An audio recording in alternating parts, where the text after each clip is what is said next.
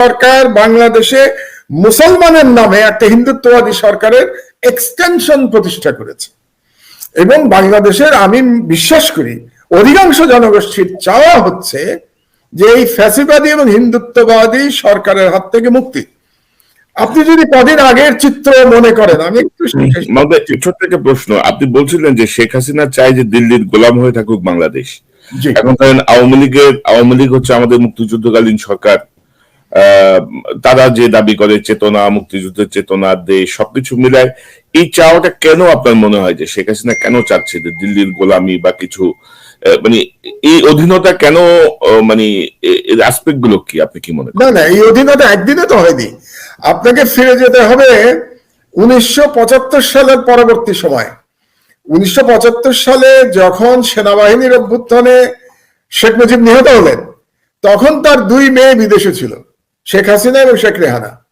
এবং শেখ মুজিব নিহত হওয়ার পরে শেখ হাসিনা তখন ভারতে আশ্রয় গ্রহণ করলেন এবং 1975 থেকে 1981 সাল পর্যন্ত শেখ হাসিনা ভারতেই ছিলেন এবং নিজে ছিলেন, তার পুত্র কন্যারা ছিল, তার স্বামী ওয়াজেদ মিয়া, মরহুম ওয়াজেদ মিয়া ছিলেন এবং শেখ রেহানা ছিল। এবং তাদেরকে ইন্দিরা গান্ধী সেই সময় দিল্লিতে একটা বাড়ি দেয় থাকার জন্য। এবং তার স্বামীকে, আপনি জানেন হয়তোবা, তার স্বামীকে ইন্ডিয়ান অ্যাটমিক এনার্জি কমিশন, ভারতীয় অ্যাটমিক এনার্জি কমিশনে তাকে একটা চাকরি দিয়ে দেয়। সুতরাং শেখ হাসিনার যে রাজনীতির উত্থান, সেই রাজনৈতিক উত্থানটা তো ভারতে, আপনার বুঝতে হবে, ভারতেই তার ব্রেন ওয়াশিং শুরু হয়েছে 75 থেকে 81 পর্যন্ত। এবং 1981 সালে যখন শহীদ প্রেসিডেন্ট জিয়াউর রহমান শেখ হাসিনার বাংলাদেশের প্রত্যাবর্তনকে সহায়তা করলেন এবং তার সময় আসলেন শেখ হাসিনা। তিনি এসেছিলেন কি কারণে আপনার মনে করা দরকার। তিনি, এটা মরহুম সিরাজুর রহমান সাহেব, যিনি বিবিসির খুব প্রখ্যাত সাংবাদিক ছিলেন, তার কাছে এক সাক্ষাৎকারে বলেছিলেন যে শেখ হাসিনা প্রধানত এসছেন বাংলাদেশে যে বাংলাদেশের জনগণের উপরে প্রতিশোধ নেওয়ার জন্য। প্রতিশোধটা কেন? শেখ হাসিনার নালিশ ছিল যে শেখ মুজিব যখন মারা গিয়েছিলেন, নিহত হয়েছিলেন 1975 সালে, তখন বাংলাদেশের জনগণ শোক করে নাই, বরং তারা আনন্দ উল্লাস করেছে, কারণ তারা তখন একটা স্বৈরাচারী সরকারের পতনে তারা আনন্দিত হয়েছিল। সুতরাং শেখ হাসিনা বাংলাদেশের জনগণকে সর্বদা একটা শিক্ষা দিতে চেয়েছেন এবং সেই শিক্ষা তিনি দিতে পেরেছেন কি জন্যে? দিতে পেরেছেন এই কারণে যে তিনি সম্পূর্ণভাবে ভারত থেকে সমর্থিত হয়েছেন এবং ভারতই তাকে সমর্থন জানিয়েছে। এবং আপনার মনে আছে কিনা যে 2009 সালে তিনি ক্ষমতায় আসার পরে ভারতের এক জেনারেল বলল যে বাংলাদেশকে আর ভারতের রাডারের বাইরে যেতে দেওয়া হবে না। আপনার নিশ্চয়ই মনে আছে এটা। তো বাংলাদেশকে রাডারের বাইরে যেতে দেওয়া হবে না মানেই যে ভারতীয় গোলাম হয়ে বাংলাদেশকে থাকতে হবে। তো সুতরাং আমি বিশ্বাস করি যে বাংলাদেশের অধিকাংশ মানুষের প্রত্যাশা যে বাংলাদেশ তার স্বাধীনতা ফিরে পাক, বাংলাদেশ শেখ হাসিনার ফ্যাসিবাদ থেকে মুক্তি পাক। তো সে কাজটা আমাদের এখনো হয় নাই, কিন্তু আমি মনে করি তার একটা প্রাথমিক পর্যায়ে আমরা পার করলাম গত 1 বছরে। অনেক বাধা বিপত্তি, আপনি দেখেন বিএনপির মহাসচিব তো এখনো জেলে, ফখরুল ইসলাম আলমগীর সাহেব। এবং আপনার মনে আছে নিশ্চয়ই যে যেদিন ফখরুল ইসলাম আলমগীর সাহেবকে গ্রেফতার করা হলো রাত 3টের সময় তার বাড়িতে গিয়ে, তার আগের দিন বিএনপি অফিসের সামনে তিনি গেলেন এবং সেই সময় যে অফিসার, পুলিশ অফিসার দায়িত্ব ছিল বিপ্লব কুমার সরকার বোধহয় তার নাম, আপনি নিশ্চয়ই দেখেছেন তার বডি ল্যাঙ্গুয়েজ। সেই বিপ্লব কুমার সরকার যখন কথা বলছিল মির্জা ফখরুল আলমগীরের সঙ্গে, মনে হচ্ছিল বিপ্লব কুমার সরকাররা বাংলাদেশের মালিক, বাংলাদেশ বিপ্লব কুমার সরকাররা চালাচ্ছে। তো এই চালানোর ব্যাপারটা কিভাবে হলো? এই চালানোর ব্যাপারটা হলো এই কারণেই যে বিপ্লব কুমার সরকাররা মনে করে যে বাংলাদেশ ভারতের অধীনস্থ একটি রাষ্ট্র এবং বিপ্লব কুমার সরকাররা সেই ভারতীয় সরকারের প্রতিনিধিত্ব করছে বাংলাদেশে। তো সেই জন্যই আমি বলছিলাম যে শেখ হাসিনার চাওয়াটা হচ্ছে যে বাংলাদেশ বিপ্লব কুমার সরকারদের দ্বারা পরিচালিত হোক। এবং আমাদের আলোচনা যেটি এসছে যে ধরেন হিন্দু জনগোষ্ঠীর চাকরি পাওয়ার ব্যাপারে একটু ব্যাখ্যা করে দেয়া যে হিন্দু জনগোষ্ঠীর চাকরি পাওয়ার ব্যাপারে তো আমাদের কোনো আপত্তি নেই, কিন্তু অবশ্যই পাবে 9% পেতে পারে। মানে জনসংখ্যার অনুপাতে কিন্তু পৃথিবীর সব দেশেই কিন্তু একটা পার্সেন্টেজ আছে, কিন্তু এটা হচ্ছে balance of balance of administration, balance of maintain করার জন্য। তো সেখানে ধরে 9% যদি 22% জব পায়, তার মানে এটা উদ্দেশ্যমূলক, সেই বিষয়টি আমরা বলতে চাচ্ছি। এবং উদ্দেশ্যমূলক শুধু আমি বলছি না, আপনার মনে আছে কিনা এই ভদ্রলোক মারা গেছেন এখন, শেখ হাসিনা উপদেষ্টা ছিলেন এসটিমাম, তিনি স্বীকার করেছিলেন যে হ্যাঁ একটু হিন্দু জনগোষ্ঠীকে বেশি চাকরি দিয়েছি আমরা। তার যুক্তি ছিল আগে নাকি হিন্দু জনগোষ্ঠীকে চাকরি দেওয়া হয় নাই, তিনি বলতে চাচ্ছিলেন এটা ব্যালেন্স করার জন্য তারা বেশি চাকরি দিয়েছেন, যেটা সর্বৈব মিথ্যা। তো সুতরাং চাকরি কিন্তু দিয়েছে এই সরকার, এবং সর্বৈব মিথ্যা আমি এই জন্য বলছি যে এই যে বিপ্লব কুমার সরকার, এও সম্ভবত চাকরি পেয়েছিল বিএনপি আমলে, আমি যদি ভুল না জানি। এবং বিএনপি আমলে চাকরি পাওয়ার পরে তারপরে সে দেশ ছেড়ে চলে গেছিল 11-এর সময়, সে আবার দেশে ফিরে এসছে শেখ হাসিনা ক্ষমতায় আসার পরে। একই ঘটনা কিন্তু হারুনুর রশিদের, হারুন যে এখন ডিবির প্রধান, সেই হারুনও কিন্তু বিএনপি আমলেই চাকরিপ্রাপ্ত, আবার বিএনপি আমলেই সে দেশ ছেড়ে চলে গেছিল, এবং তারপরে ফিরে এসছে 2009 সালে শেখ হাসিনা মানে ক্ষমতায় আসার পরে। কাজে আমি যেটা বলছি যে it is a grand design, এই যে বাংলাদেশকে ভারতের অধীনে রাখা বা ভারতীয় হিন্দুত্ববাদী রাজনীতির সম্প্রসারণ ঘটানো বাংলাদেশে, it is part of the grand design, south এশিয়ার গ্র্যান্ড ডিজাইন এটা ভারতে। কাজে এখান থেকে শেখ হাসিনা কোনো সময় মানে বিএনপির মধ্যেও আমি অনেক সময় তাদের মধ্যে আমি তাদের নেতাদের কথাবার্তা। দর্শক শুভেচ্ছা নিন, আসসালামু আলাইকুম, আপনাদের সবাইকে স্বাগত জানাচ্ছি আমি কনক সরোয়ার। আজকের অনুষ্ঠানে দর্শক, আজকে 2022 সালের শেষ দিন, বাংলাদেশে অল্প কিছু সময়ের মধ্যে নতুন বছরকে আবাহন করা হবে, ইংরেজি 2023কে আবাহন নতুন স্বাগত জানানো হবে। আমাদের এখানে এখনো দুপুর, হয়তো আমরাও আর 12 ঘন্টা পরে নতুন বছরে প্রবেশ করব। তো নতুন বছর, বিগত 2022কে নিয়ে আমাদের অনেক আশা ছিল, অনেক স্বপ্ন ছিল, অনেক প্রত্যাশা ছিল। একটি নতুন আশাবাদ নিয়ে 2022 শুরু হয়েছিল, কিন্তু বৈশ্বিক বিপর্যয়, করোনা বিপর্যয়, ইউক্রেন রাশিয়া যুদ্ধ সহ আরো কিছু বিষয় পুরো বিশ্বের উপরই প্রভাব ফেলেছে। তো 2022 বাংলাদেশে কেমন গেল, বাংলাদেশের রাজনীতি, অর্থনীতি, বাংলাদেশের মানুষের জীবনযাত্রায় কি প্রভাব ফেলেছে, এই সবকিছু নিয়ে আমরা একটু সংক্ষিপ্ত বিশ্লেষণ করব। 2023-এ আমরা কি চাই সেটি আমরা আলোচনা করার চেষ্টা করব। আজকে আমার সঙ্গে যোগ দিচ্ছেন আপনাদের অত্যন্ত প্রিয় মানুষ, প্রিয় মুখ, জনাব মাহমুদুর রহমান, যিনি আমার দেশের সম্পাদক ছিলেন, যিনি বিনিয়োগ বোর্ডের চেয়ারম্যান ছিলেন, যিনি জ্বালানি উপদেষ্টা হিসেবে কাজ করেছেন। মাহমুদ ভাই, আপনাকে স্বাগত জানাচ্ছি আজকের অনুষ্ঠানে। ধন্যবাদ কনক, আসসালামু আলাইকুম। ওয়ালাইকুম আসসালাম। তো মাহমুদ ভাই, এই যে 2022 চলে গেল বলে আর কয়েক ঘন্টা, আমাদের বাংলাদেশেও আর আধা ঘন্টা, হয়তো 15 মিনিট, আমারও 3 ঘন্টা, আপনারও 3 ঘন্টা। তো এই 2022টাকে আমরা একটু যদি ফিরে দেখি, আপনি কিভাবে দেখেন বাংলাদেশের প্রেক্ষাপটে? মূলত আমরা আলোচনা করতে চাই আমাদের যে রাজনৈতিক পরিস্থিতিকে আপনি কিভাবে দেখেন, কি মনে করেন? আমরা আপনার কাছ থেকে কথা শুনতে চাই, আপনার বিশ্লেষণ জানতে চাই, কিভাবে দেখবেন আপনি? আসলে একটু অন্যরকম পরিস্থিতিতেই আমি বিশ্লেষণ করছি, কারণ আমরা দুজনই বিদেশে এবং নির্বাসিত জীবনযাপন করছি। তো সর্বপ্রথম আমি মহান আল্লাহ তাআলার কাছে কৃতজ্ঞতা প্রকাশ করছি যে আল্লাহ আরো একটা বছর পৃথিবী আমাদের দেখালেন, এই নির্বাসিত জীবন একটা বছর পার করতে পারলাম, সুখে দুঃখে পার করলাম, সেই জন্য আল্লাহর কাছে কৃতজ্ঞতা জানাই। তো আমরা যেভাবে দেখি জিনিসটা, আমি দুজনই সংবাদ মাধ্যমের কর্মী, আর তার সঙ্গে আপনি জানেন যে আমি দক্ষিণ এশিয়া নিয়ে কিছু গবেষণা করি, কাজকর্ম করি, দক্ষিণ এশিয়া নিয়ে বইপত্র লিখি। তো সেদিক দিয়ে একটা রাজনীতি বিশ্লেষণ করবার চেষ্টা করি। কাজে আমরা দুজনই যে কথাগুলো বলবো তার মেইন সোর্স হলো কি? মেইন সোর্স হলো বাংলাদেশ থেকে জনগণের সাথে যে আমাদের কথাবার্তা হয়, এবং আমাদেরকে যারা খবর পাঠায় বাংলাদেশ থেকে, আর আন্তর্জাতিক মিডিয়াতে আমরা বাংলাদেশ সম্পর্কে যেগুলো পড়ি, শুধু বাংলাদেশ নয়, মানে দক্ষিণ এশিয়া সম্পর্কে যেগুলো পড়ি, তো তার পরিপ্রেক্ষিতেই কিন্তু আমাদের বিশ্লেষণটা হবে। এবং আমি দুজনেই তথ্যভিত্তিক বিশ্লেষণ করার চেষ্টা করি।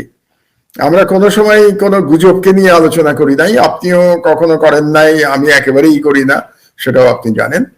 তো আমি এভাবে দেখি 2022টাকে। প্রথমে হচ্ছে যে বাংলাদেশের অধিকাংশ মানুষের প্রত্যাশাটা কি ছিল। বাংলাদেশের অধিকাংশ মানুষের প্রত্যাশা হচ্ছে যে বাংলাদেশ যেন ভারতের দখলমুক্ত হয়ে একটি প্রকৃত স্বাধীন রাষ্ট্রে পরিণত হয়। গত আমি বলবো এই সরকারের 14 বছর পার হয়ে এখন 15 বছরে কিছুক্ষণ পরে প্রবেশ করবে, আর তার আগে যে 11 সরকারের 2 বছর ছিল, এই সময়কালের মধ্যে ভারতের অধীনে বাংলাদেশকে নিয়ে যাওয়া হয়েছে। মানে 1948 সালে ভুটান যে অবস্থানে ছিল, আপনি জানেন হয়তো যে ভুটান কোনো পররাষ্ট্র নীতি বলে ভুটানের কিছু নাই, সবকিছু কিন্তু ভারত দ্বারা নিয়ন্ত্রিত হয়, এবং এটা 1948 সাল থেকে চলে আসছে। এবং ভুটানের সাথে ভারতের একটা চুক্তি স্বাক্ষর হয়েছিল ওই সময়। সেই চুক্তির মাধ্যমে ভুটান ভারতের এক ধরনের করদ রাজ্যে পরিণত হয়েছে, এবং এখন পর্যন্ত সেই অবস্থার বিশেষ কোনো উন্নতি হয়নি। যেমন ভুটানের সাথে ইউএনের যে 5টা পার্মানেন্ট মেম্বার সিকিউরিটি কাউন্সিলের, সেই 5 মেম্বারের কারোর সাথেই কিন্তু ভুটানের কোনো ফর্মাল দ্বিপাক্ষিক সম্পর্ক নাই, যেটা ভারত আজ পর্যন্ত হতে দেয় নাই।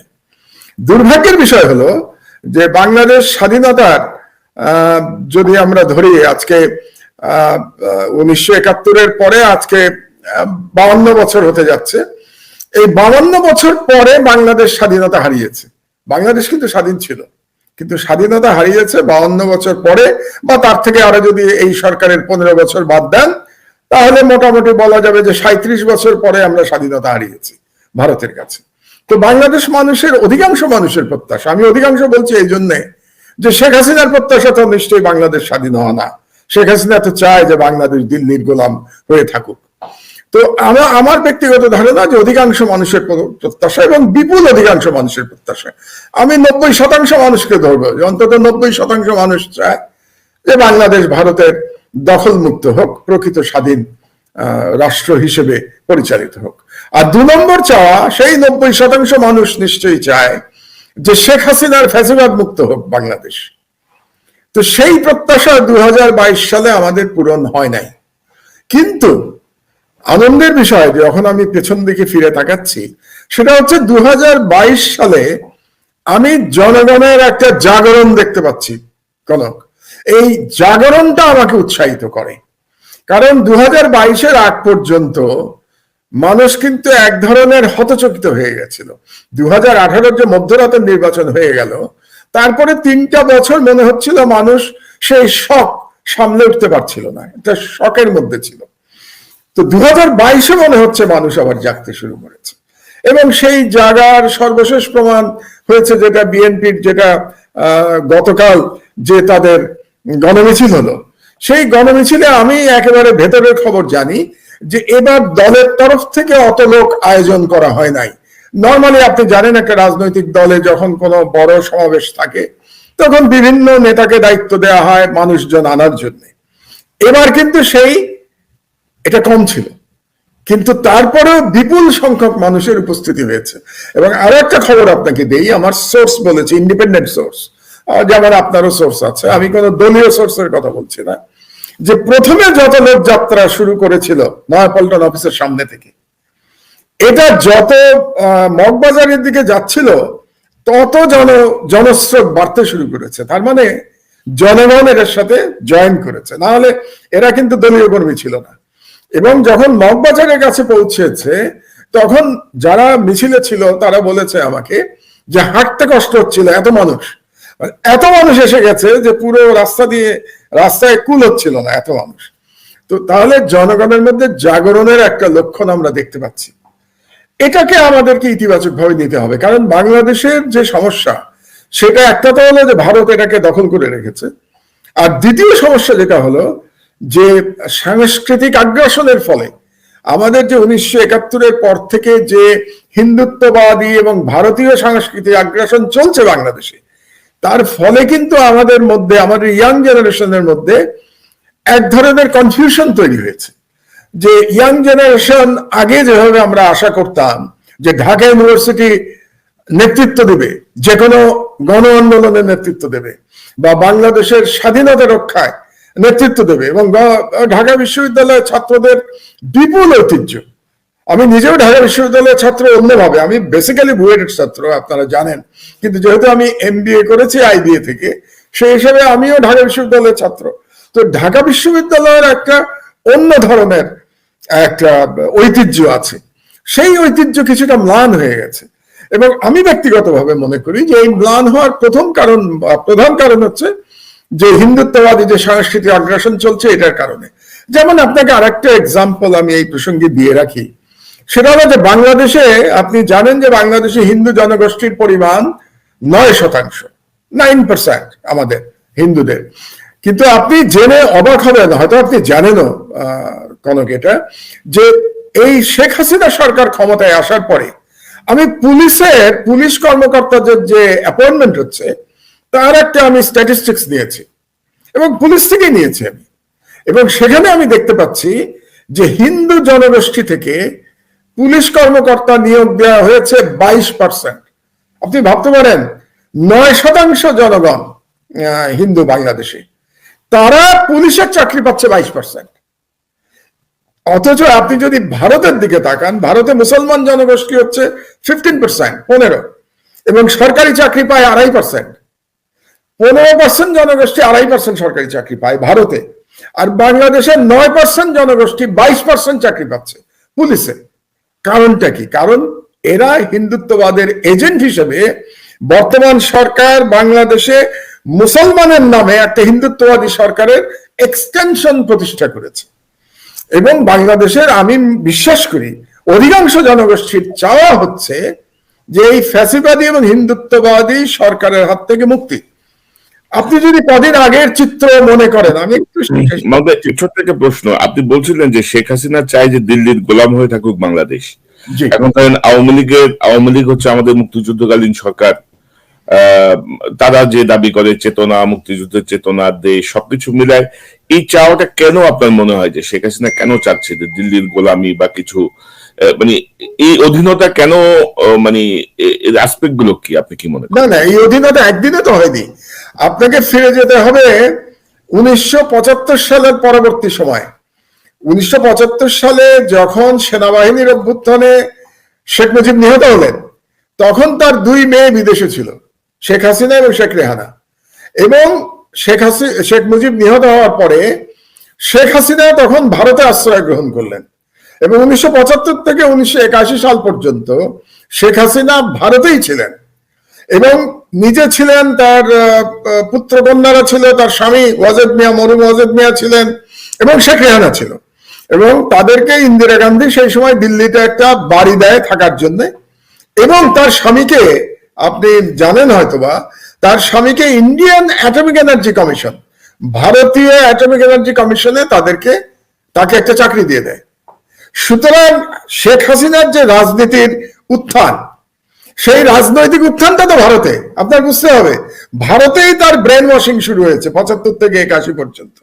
এবং 1981 সালে যখন শহীদ প্রেসিডেন্ট জিয়াউর রহমান শেখ হাসিনার বাংলাদেশের প্রত্যাবর্তনকে সহায়তা করলেন, এবং তার সময় আসলেন শেখ হাসিনা।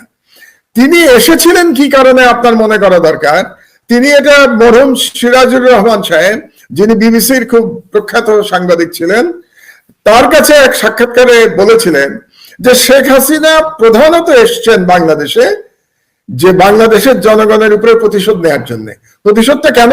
শেখ হাসিনার নালিশ ছিল যে শেখ মুজিব যখন মারা গিয়েছিলেন, নিহত হয়েছিল 1975 সালে, তখন বাংলাদেশের জনগণ শোক করে নাই, বরং তারা আনন্দ উল্লাস করেছে, কারণ তারা তখন একটা স্বৈরাচারী সরকারের পতনে তারা আনন্দিত হয়েছিল। সুতরাং শেখ হাসিনা বাংলাদেশের জনগণকে সর্বদা একটা শিক্ষা দিতে চেয়েছেন, এবং সেই শিক্ষা তিনি দিতে পেরেছেন কি জন্যে? দিতে পেরেছেন এই কারণে যে তিনি সম্পূর্ণভাবে ভারত থেকে সমর্থিত হয়েছেন, এবং ভারতই তাকে সমর্থন জানিয়েছে। এবং আপনার মনে আছে কিনা যে 2009 সালে তিনি ক্ষমতায় আসার পরে ভারতের এক জেনারেল বলল যে বাংলাদেশকে আর ভারতের রাডারের বাইরে যেতে দেওয়া হবে না। আপনার নিশ্চয়ই মনে আছে এটা। তো বাংলাদেশকে রাডারের বাইরে যেতে দেওয়া হবে না মানেই যে ভারতীয় গোলাম হয়ে বাংলাদেশকে থাকতে হবে। তো সুতরাং আমি বিশ্বাস করি যে বাংলাদেশের অধিকাংশ মানুষের প্রত্যাশা যে বাংলাদেশ তার স্বাধীনতা ফিরে পাক। বাংলাদেশ শেখ হাসিনার ফ্যাসিবাদ থেকে মুক্তি পাক। তো সে কাজটা আমাদের এখনো হয় নাই, কিন্তু আমি মনে করি তার একটা প্রাথমিক পর্যায়ে আমরা পার করলাম গত 1 বছরে। অনেক বাধা বিপত্তি, আপনি দেখেন বিএনপির মহাসচিব তো এখনো জেলে, ফখরুল ইসলাম আলমগীর সাহেব। এবং আপনার মনে আছে নিশ্চয়ই যে যেদিন ফখরুল ইসলাম আলমগীর সাহেবকে গ্রেফতার করা হলো রাত 3টের সময় তার বাড়িতে গিয়ে, তার আগের দিন বিএনপি অফিসের সামনে তিনি গেলেন এবং সেই সময় যে অফিসার, পুলিশ অফিসার দায়িত্ব ছিল বিপ্লব কুমার সরকার বোধহয় তার নাম, আপনি নিশ্চয়ই দেখেছেন তার বডি ল্যাঙ্গুয়েজ। সে বিপ্লব কুমার সরকার যখন কথা বলছিল মির্জা ফখরুল আলমগীরের সঙ্গে, মনে হচ্ছিল বিপ্লব কুমার সরকাররা বাংলাদেশের মালিক, বাংলাদেশ বিপ্লব কুমার সরকাররা চালাচ্ছে। তো এই চালানোর ব্যাপারটা কিভাবে হলো? এই চালানোর ব্যাপারটা হলো এই কারণেই যে বিপ্লব কুমার সরকাররা মনে করে যে বাংলাদেশ ভারতের অধীনস্থ একটি রাষ্ট্র, এবং বিপ্লব কুমার সরকাররা সেই ভারতীয় সরকারের প্রতিনিধিত্ব করছে বাংলাদেশে। তো সেই জন্যই আমি বলছিলাম যে শেখ হাসিনার চাওয়াটা হচ্ছে যে বাংলাদেশ বিপ্লব কুমার সরকারদের দ্বারা পরিচালিত হোক। এবং আমাদের আলোচনা যেটি এসছে যে ধরেন হিন্দু জনগোষ্ঠীর চাকরি পাওয়ার ব্যাপারে জাস্ট একটু ব্যাখ্যা করে দেয়া, যে হিন্দু জনগোষ্ঠীর চাকরি পাওয়ার ব্যাপারে তো আমাদের কোনো আপত্তি নেই, কিন্তু পুরো অবশ্যই পাবে 9%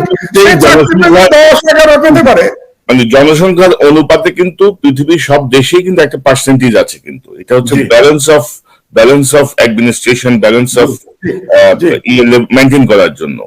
তো সেখানে ধরে 9% যদি 22% জব পায়, তার মানে এটা উদ্দেশ্যমূলক, সেই বিষয়টি আমরা বলতে চাচ্ছি। এবং উদ্দেশ্যমূলক শুধু আমি বলছি না, আপনার মনে আছে কিনা এই ভদ্রলোক মারা গেছেন এখন, শেখ হাসিনার উপদেষ্টা ছিলেন এসটিমাম, তিনি স্বীকার করেছিলেন যে হ্যাঁ একটু হিন্দু জনগোষ্ঠীকে বেশি চাকরি দিয়েছি আমরা। তার যুক্তি ছিল আগে নাকি হিন্দু জনগোষ্ঠীকে চাকরি দেওয়া হয় নাই, তিনি বলতে চাচ্ছিলেন এটা ব্যালেন্স করার জন্য তারা বেশি চাকরি দিয়েছেন, যেটা সর্বৈব মিথ্যা। তো সুতরাং চাকরি কিন্তু দিয়েছে এই সরকার, এবং সর্বৈব মিথ্যা আমি এই জন্য বলছি যে এই যে বিপ্লব কুমার সরকার, এও সম্ভবত চাকরি পেয়েছিল বিএনপি আমলে, আমি যদি ভুল না জানি। এবং বিএনপি আমলে চাকরি পাওয়ার পরে তারপরে সে দেশ ছেড়ে চলে গেছিল 11-এর সময়, সে আবার দেশে ফিরে এসছে শেখ হাসিনা ক্ষমতায় আসার পরে। একই ঘটনা কিন্তু হারুনুর রশিদের, হারুন যে এখন ডিবির প্রধান, সেই হারুনও কিন্তু বিএনপি আমলেই চাকরিপ্রাপ্ত, আবার বিএনপি আমলেই সে দেশ ছেড়ে চলে গেছিল, এবং তারপরে ফিরে এসছে 2009 সালে শেখ হাসিনা মানে ক্ষমতায় আসার পরে। কাজে আমি যেটা বলছি যে it is a grand design, এই যে বাংলাদেশকে ভারতের অধীনে রাখা বা ভারতীয় হিন্দুত্ববাদী রাজনীতির সম্প্রসারণ ঘটানো বাংলাদেশে, it is part of the grand design, south এশিয়ার গ্র্যান্ড ডিজাইন এটা ভারতে। কাজে এখান থেকে শেখ হাসিনা কোন সময়, মানে বিএনপির মধ্যেও আমি অনেক সময় তাদের মধ্যে আমি তাদের নেতাদের কথাবার্তা শুনে আমি একটু অবাক হই যে তারা আশা করে যে ভারত নাকি বাংলাদেশে গণতন্ত্র প্রতিষ্ঠায় সাহায্য করবে, এরকম বক্তব্য আমি দেখতে পাই বিএনপির বড় বড় নেতাদের মুখে। তারা কিভাবে আশা করে আমি জানি না যে ভারত শেখ হাসিনাকে সরিয়ে বিএনপিকে ক্ষমতায় আসার পথ প্রশস্ত করে দেবে। এটা কোনোদিনও হতে পারে না, এটা ভারতের পলিটিক্সের সাথে যায় না। এবং আপনি যে কথাটা বললাম যে ভারতীয় জেনারেল বলেছে যে বাংলাদেশকে ভারতের রাডারের বাইরে যেতে দেয়া হবে না, এবং ভারতের যেই এখানে অ্যাম্বাসেডার আসুক, হাই কমিশনার বলি আমরা, আসুক না কেন, সে কিন্তু প্রায়ই বলে দেখবেন যে আমাদের প্রধান বন্ধু হচ্ছে ভারত। এবং কিছুদিন আগে শেখ হাসিনার আগে যে উপদেষ্টা ছিল, তথ্য উপদেষ্টা, তার একটা পত্রিকা যে অবজারভারে, বাংলাদেশ অবজারভারে বেরিয়েছে যে ভারতের যিনি এখন সিকিউরিটি চিফ অজিত দোভাল বলেছেন যে বাংলাদেশকে অবশ্যই শেখ হাসিনাই আমাদের সমর্থন শেখ হাসিনার প্রতি। তো সুতরাং শেখ হাসিনার প্রতি আমাদের যে তাদের যে সমর্থন ভারতে, এই বিষয়টি পরিষ্কার। এই জন্যই আমি একটা কথা সবসময় বলি আপনাদেরকে, সকলকেই বলি যখনই কথা বলি, সেটা হচ্ছে যে শেখ হাসিনার ফ্যাসিবাদ এবং ভারতীয় যে আধিপত্যবাদ, এই দুটোর সাথে একসঙ্গে লড়াই করতে হবে। এই দুটোর সাথে জনগণকে একসঙ্গে একতাবদ্ধ হয়ে লড়াই করে একতাবদ্ধভাবে লড়াই করে এদেরকে পরাজিত করতে হবে। এই যদি আমাদের টার্গেট না হয়, তাহলে কিন্তু আমরা এই লড়াইতে জয়লাভ করা কঠিন হয়ে যাবে। কাজেই 2023 সালে আমি যেটা আশা করব, যে 2023 সালে যারা এখন রাস্তায় নেমেছেন, যে রাজনৈতিক দল, এতগুলো রাজনৈতিক দল এখন ঐক্যবদ্ধ হয়েছে, তাই না? বিএনপি আছে, জামাত ইসলামীও সমর্থন জানিয়েছে, ওইদিকে গণতন্ত্র মঞ্চ আছে, ওইদিকে 12 দলের একটা জোট আছে, আর একটা সম্ভবত 11 দলের জোট আছে। এতগুলো দল এখন শেখ হাসিনার ফ্যাসিবাদের বিরুদ্ধে মাঠে নেমেছে, কিন্তু তাদের যে রাজনৈতিক বয়ান, সেই বয়ানের মধ্যে ভারতীয় আধিপত্যবাদ সম্পর্কেও বক্তব্য থাকা প্রয়োজন বলে আমি মনে করি। এটাই আমার প্রত্যাশা 2023 সালের দিকে। আচ্ছা, আবার একটু 2022 সালে যাই আমি। তাহলে রাজনৈতিক দিক দিয়ে আমি মনে করি যে মানুষের মধ্যে একটা চেতনা এসছে, একটা জাগরণ লক্ষ্য করা গেছে। That is a positive sign. আচ্ছা, আর যে ভয়ানক কাণ্ডগুলো ঘটিয়েছে শেখ হাসিনা, সেটা হচ্ছে যে অর্থনৈতিকভাবে বাংলাদেশকে এই 14 বছরে যে ধ্বংস করেছে, সেটা 2022 সালে এসে প্রমাণিত হয়েছে। মানে যে কথাগুলো আপনার এখানে আমি তো অনেকবার বলেছি, গত 2 বছর ধরে আপনার এখানে আমি কথাবার্তা বলি, তো 2 বছর ধরে আমি বলার চেষ্টা করছি যে বাংলাদেশের অর্থনীতিকে শেখ হাসিনা ধ্বংস করে দিয়েছে, লুটপাট করে, বাংলার প্রধানত লুটপাট করে, এবং ব্যাড ম্যানেজমেন্ট, ব্যাড গভর্নেন্স, আমরা যেটাকে বলি অপশাসন, সুশাসন না, it is not good governance, bad governance and corruption, এটা দিয়ে বাংলাদেশকে শেখ হাসিনা যে ধ্বংস করেছে, তার প্রমাণ হচ্ছে এখন কি রিজার্ভের যে $50 বিলিয়ন গল্প বলতো বাংলাদেশের যে অর্থমন্ত্রী লোটাস কামাল